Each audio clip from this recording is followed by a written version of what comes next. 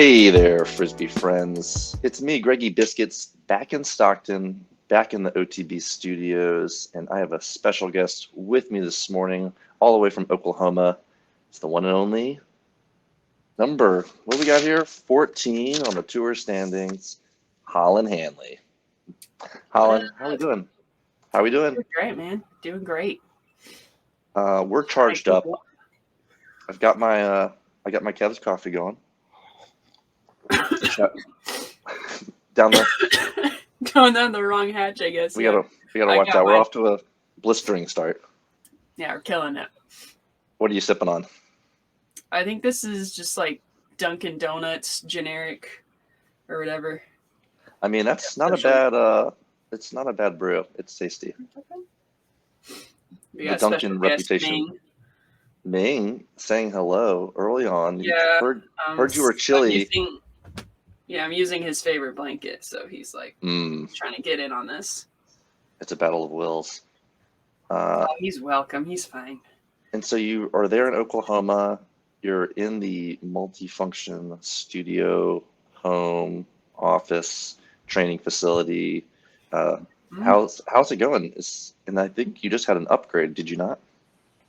Yeah, we did. So we were in like a little 21-foot hideout, Keystone hideout, which is tiny trailer, has a little queen bed, has a kitchen, no slide out, so it feels very little. And we just upgraded to 35-foot, 3 slide outs, 5th wheel. We've got a king bed, we've got a full fridge, we got a full kitchen with an island and an oven and all that. We've got 2 couches, we got a pull-out couch. Tyler's got his whole setup. I mean, we're literally in like a small apartment right now on wheels, and it's pretty great. You sent me a few sneak preview pics, and he has a lovely room with a view there. You've got plenty of room for activities. Plenty of room for activities, yeah. Which we know you like to get into the antics on the road. Maybe room for a sleepover. You know, there's room for the gang. Oh yeah, totally. I mean, there's that pull-out couch, so Ella or Raven, it's too hot to sleep in the van. They can just sleep right there, easy peasy. We got 2 air conditioners. You're going to be turning heads when you enter the RV park. I think so, yeah. I think we're going to have the fancy rig on tour for sure. Now, is there a vision of a wrap? Are you going to go big drum style? I haven't. Nah, I'm probably not. One, because no one who knows disc golf really ever sees the trailer, right? The trailer goes to the park, and then the truck is what goes to the course. So it's like no one's really going to see it. And then they're watching. Don't worry. I don't know. I feel weird having something wrapped with advertising that's me there, which I guess it's a little different now that I'm not traveling by myself. But I always thought that was a little strange that there's so many women touring by themselves, and then they basically got it plastered on their van that single woman traveling alone. I don't know. Yeah. Safety wise, it doesn't feel super, super great to me to just advertise that I'm there. Yeah, some sense of security there, staying incognito. Yeah, I like a little anonymity. It can go a long way. Okay, so you're back though. You're settling in. It was quite the 2022 season again. Number 14 is just the beginning. Number 3, you were in the 3rd card for the All-Stars, so that's a big accomplishment. So many top 10s. I was writing down all your top 10s, and it's like, gosh, I need to find another way to distinct this because you're just crushing it all season. Tell me a little bit. Let's look back. Tell me about your 2022. Yeah, so I mean, going into the year, really the only goal was we're going to do this for a year, see how it goes. So the goal really was just make it to a 2nd year, do well enough that I'm not completely out of money, and that ideally I'm getting a little better sponsorship offers and I can make this a little bit more viable. So I think we did that. I think we did that just fine. Actually did end up not burning through my savings. I actually made money this year, which was pretty cool. But yeah, just, going back, starting with Vegas, it was kind of, I didn't really know what expectations to have of myself. Because if we look at last year, I competed in 4 events and they were all pretty, they're not really worth writing home about. I don't think I finished in the top 20 at any of the events I played at. And so this year it was kind of just focusing on not so much how I was finishing. I didn't really have an idea in mind of getting top 10s or anything, but then come out at Vegas, play really well, got on chase card for the first time, ended up in 8th place. And then it was like the Texas swing was kind of lackluster. But yeah, like you said, it's almost faster to count how many times I didn't finish in the top 10 than to count in the top 10 finishes. I was pretty consistently around that like third card spot in every tournament, which is pretty cool. Yeah, it's really awesome to see you more and more on coverage. Like you mentioned, Las Vegas, Open at Belton, 4th at Texas States, 5th at Jonesboro, OTB Open, the Preserve.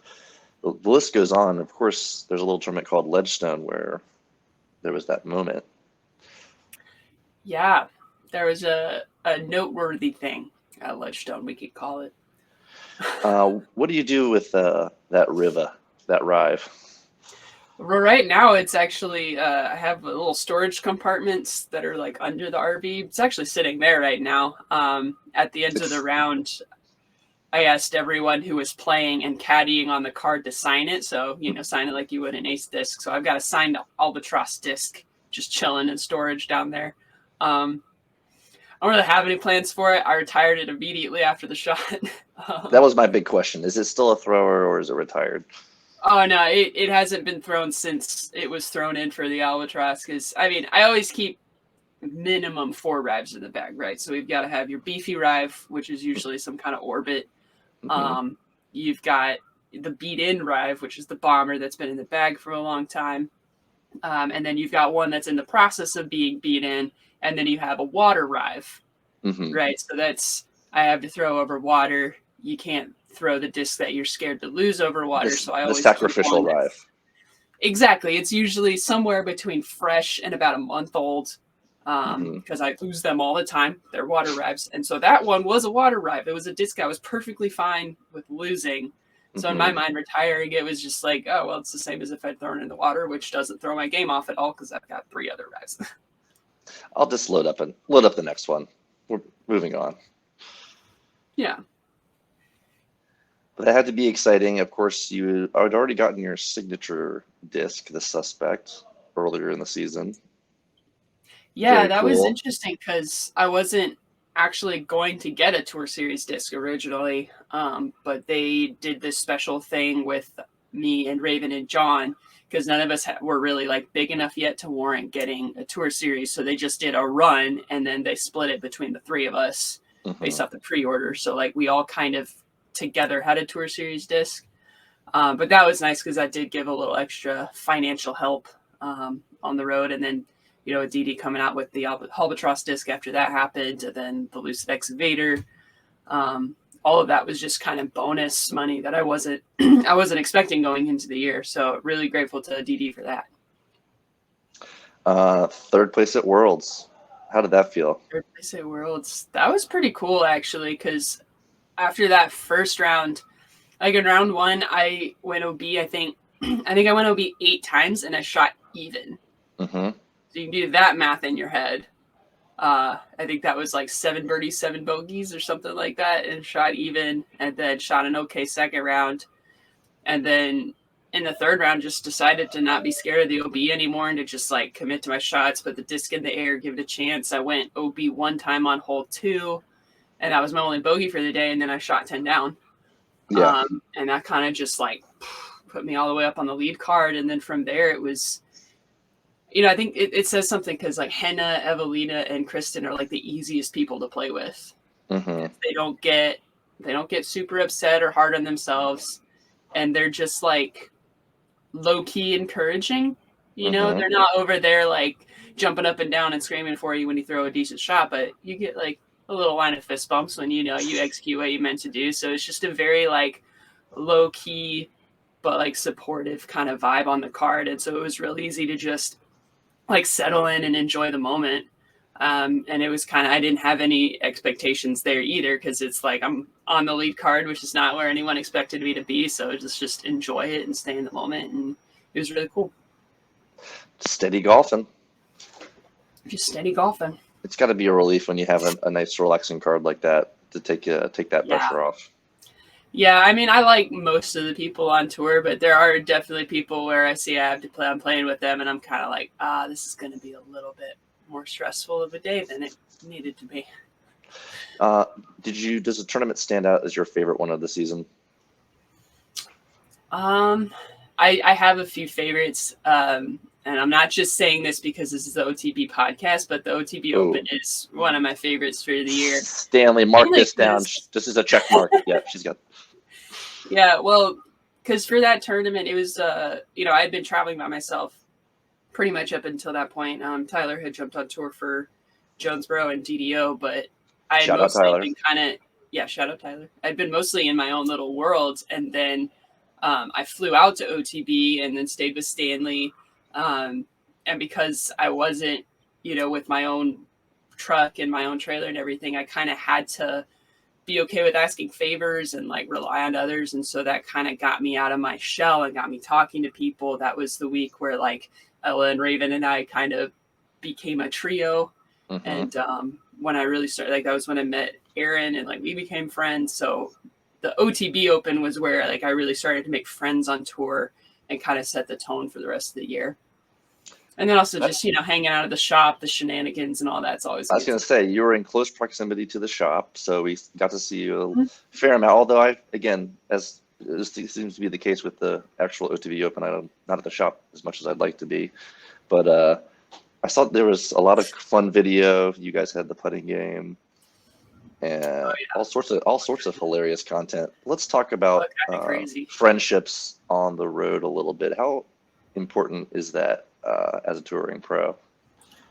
I mean, I think it's very important because I mean, if you don't have like that group of people that you can just kind of chill and relax with and like recharge with. And I'm saying that even as an introvert, like you still need to be like around people and kind of have that relaxing. It brings things into perspective because otherwise you're just grinding. And you're around this, everyone's around the community. It's sort of forced that you have to be interactive to a certain degree. You're eventually gonna interact with people, and it's just a fact that like most of the people here, we're living in our vehicles, like we need favors from people, we need help with finding Wi-Fi and laundry places, and so you kind of end up it becomes this community of like any opportunity I have to help someone I do, and then I'm not afraid to ask for help when I need it because people just give it and never expect anything in return. And so it's this really kind of special group of people. And then, the friendship part of it is you got to have something separate from just like playing and just grinding all of the time. Otherwise you get burnt out. And so having that group of friends is really, really instrumental there. Let's go ahead and just, boil it down. Best friend, Ella or Raven? Sorry, Tyler. Oh, don't make me do that. We're a trio. I don't pick one or the other. It's a triumvirate. It's a triumvirate, yes. Yeah, 100%. How much of the week would you say goes into the planning and the execution of, we don't want to call it content. We want to call it art. Content, art, whatever. I mean, it's not the most organized thing. I do pro tips every Tuesday / Wednesday / Thursday / when I get to it. And then I try to have like, some kind of funny reel and some kind of like cool reel before the tournament. So I'm trying to get like 3 or 4 posts out a week. And I mean, it really just depends because honestly, the best ones are the ones that take like 5 seconds to do. Mm-hmm. I don't know Instagram, but really not that much time. The pro tips sometimes take some time because there's a little bit of planning and logistics involved sometimes, but like, I don't know, maybe an hour or 2. When inspiration strikes, you have to act on it. Yeah, exactly. And that's fun intended. That's great hanging out with Ella and Raven because I could just be like, guys, I have an idea. And like, they usually know exactly what I mean instantly. And so it takes no time at all to get it going. It's been a little tougher in the off season because I'm like, I keep coming up with all of these ideas, but I need my other 2 people. Would you say that you're all equally writing / directing / acting, or would you say one of you takes a directorial role? I think it depends because it's like if it's Raven's idea, Raven's going to take the reins on it. Ella and I might have a suggestion on like a little tweak to just like elevate it, but it's kind of like if it's your idea, you're running the show, you tell us what to do, kind of thing. And then, of course, you do have the forum videos. So let's talk about that a little bit. That's been pretty successful, and I must say thank you because I picked up a few pointers as well from those vids, and it's definitely helped, especially the backhand stroke. Good. Yeah, I mean, I started that because, as we all know, like, branding yourself is kind of really important in addition to being able to play well. And so I knew, like, you can be a really good player, but that's just not enough anymore. You got to also have a bit of a social media following. And so I'm trying to think of, like, how do I grow this? I don't want to do what some players do where they just let people into their everyday lives. Because that's just not really me. That's not something I'm super comfortable with. But I'm kind of a nerd when it comes to form stuff. I get into that headspace and it's all I think about, all I talk about. And so it was very easy to just be like, well, let's just make this into some content. It's something I enjoy doing anyway. And it's something that other people may find beneficial. So, you know, I came up with a couple ideas to start, and I just was like, whatever, we'll just put one out there. I'm just going to start doing it and see what happens. And it like immediately took off. That first post was like by far the best Instagram post in terms of like metrics that I had done, and people really seemed to like them. So I was like, okay, I can do this. I can do one post a week that's just really good quality, as long as I can keep coming up with ideas for it. But it's been really cool to have people who come out and they'll come up to me and they'll say like, oh, you know, great job playing. It was fun watching you. And then they're like, but also we really love your pro tips because they've been super helpful. So that's been very cool to see, like that small little impact I'm having in a few people's games of just an idea to work on or just a way to better their practice methodology. And then it also kind of gives me an outlet to kind of put these ideas out. So it's been really cool. It's probably been one of my best ideas for the season for sure. And was that a pressure coming from DD for you to create something like that? Not at all. Not at all. Yeah. At the level of sponsorship that I was, it's like the way my contract is spelled out, right? It's not, there are no hard requirements other than, you need to wear the logo and represent the team well. Like there's like a whole, way you need to behave, and it's all pretty basic stuff. It's like be a good human kind of deal, but there's no like you have to make so many posts a week or any of that. It's very much structured to like incentivize rather than demand. And I mean, anyone who's paying attention can see like the social media and having a following is very, very important because at the end of the day, what the manufacturer wants is for you to sell discs. Correct. And so again, even if it's not articulated in writing, it's an unspoken thing. It's unspoken, and anyone who's paying attention can see that it's clearly very important. And you understand as a newer player, you have to get yourself out there, and that's a motivation that you had just, anyways, right? Yeah, totally. And I think there was kind of a void. Like there aren't a ton of FPO who make the kind of content that I make. And so it's really become a niche for me. And like I said, it's something I enjoy doing anyway. So it really doesn't feel like work to put the content out every week. Have you had a predilection to being kind of an instructive person because again, past sports, your athletic background before disc golf? A little bit. I did a little bit of coaching in volleyball, but really I think like that ability to take a complicated thing and break it down and explain it to anyone, that's actually more of an engineering skill, I think. Because in my old job, I worked in manufacturing as a process engineer. So part of my job was, my boss might be like, hey, we want to build a better machine to do this process. You're going to go become the expert on that. And then work with our whatever other teams to get that machine designed and built. And so I have to go in there and see this process that I don't understand. And I have to go from complete like novice at it to the team's expert on it in, whatever short amount of time. And then be able to explain that to other departments who maybe aren't engineers, to be able to explain it to your VPs, be able to explain it to your regulatories, to all these different groups of people. And so like that skill of taking a complicated thing, dissecting it, understanding it thoroughly, and then explaining it, very transferable to coaching, actually. For sure. Yeah. Always collecting data, always analyzing. Always. And so now we are in that stage of analysis with the off season here. Talk a little bit about shifting from competition mode into the off-season training mode? Because now Yes. you are your own student. Yes, I am my own student. Yeah, it's interesting the like switch in mindset, because when you're in tournament mode every week in and week out, you need to believe that your current skill set that you have is all that you need, right? That it's sufficient. That's very important for having confidence when you go out on the course, because if you're sitting there and nitpicking your form, like in the middle of a round or even in the middle of preparing for a tournament, you're kind of in trouble, because you want to just be able to enter that state of like not thinking and just reacting. But then when you get into the off season, we have this like long period of time where I actually can sit down and start to dissect things. So I actually have been consulting my friend Josh at Overthrow. He had some ideas for what I could do. And so we had like a good little 20-30 minute meeting where we kind of discussed some ideas. And so I've just been hammering away at that.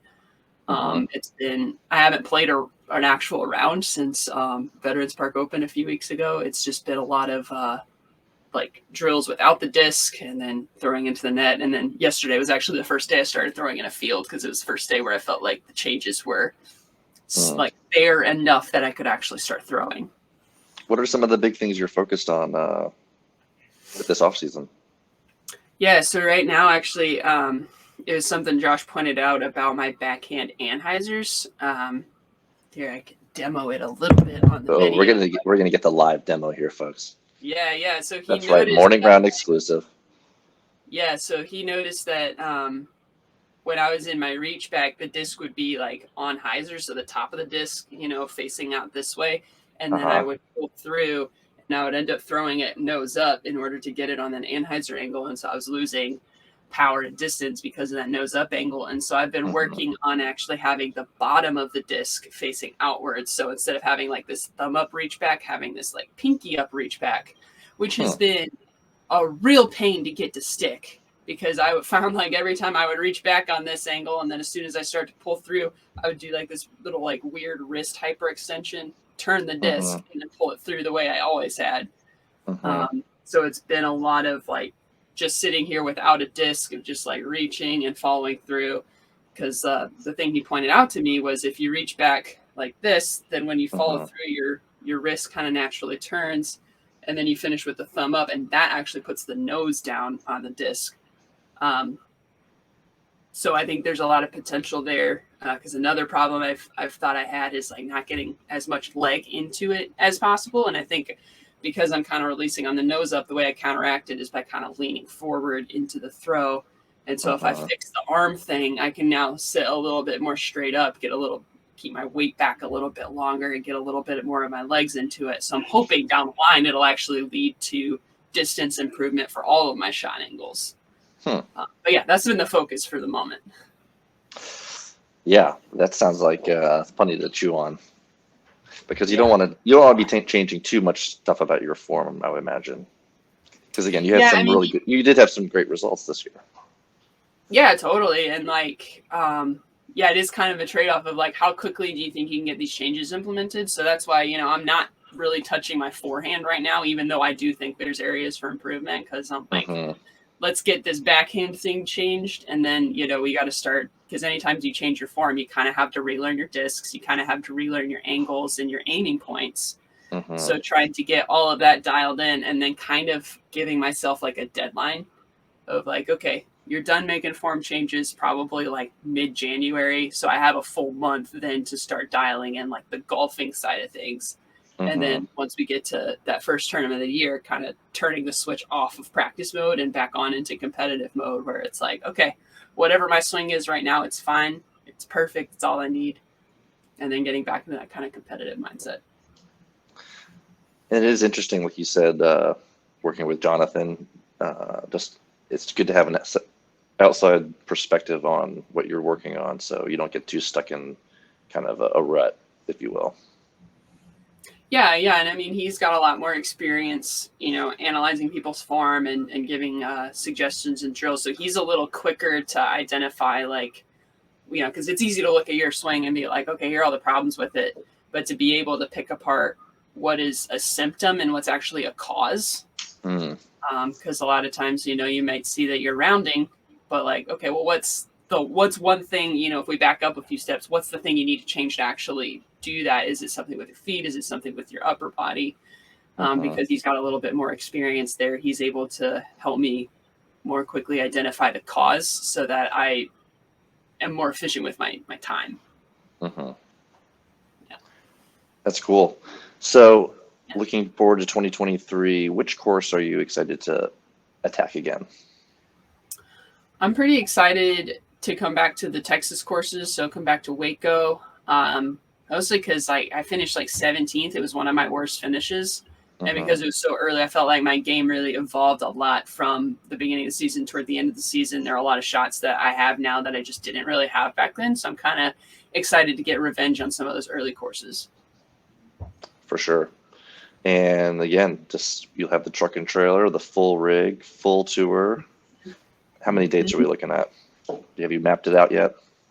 I have mapped it out. I'm trying to remember the number. So I'll be at all of the stateside Elite Series and majors, and then I think I have 4 or 5 silver events on the calendar, and then I may throw in a couple A tiers as well. We'll see. But I'm definitely wanting to leave. Like right now, I have a nice little rhythm where it's like 4 weeks on and then a week off, and then 4 weeks on, a week off, and so I want to kind of keep that pace of having a week off here and there. So we can go see stuff, go see sites around the country and that sort of thing, and then also just have a little bit of a break.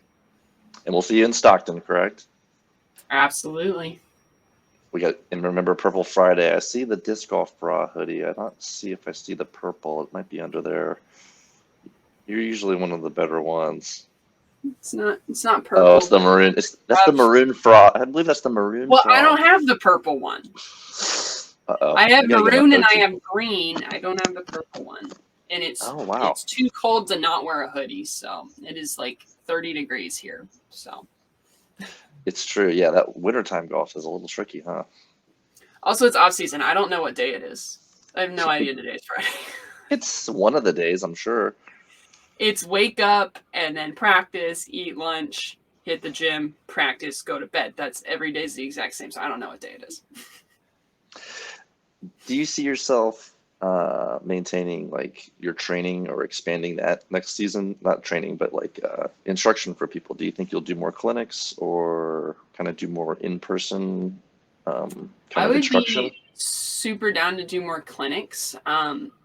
The reality of it is every hour I take away from, or every hour I give to like instructional work, it's like taking away from my own preparation for the course and my own chores and rest and all of that. So I do have to be kind of cognizant of my time management. You wouldn't think that just practicing and playing tournaments all the time is that time consuming, but it's actually very time consuming.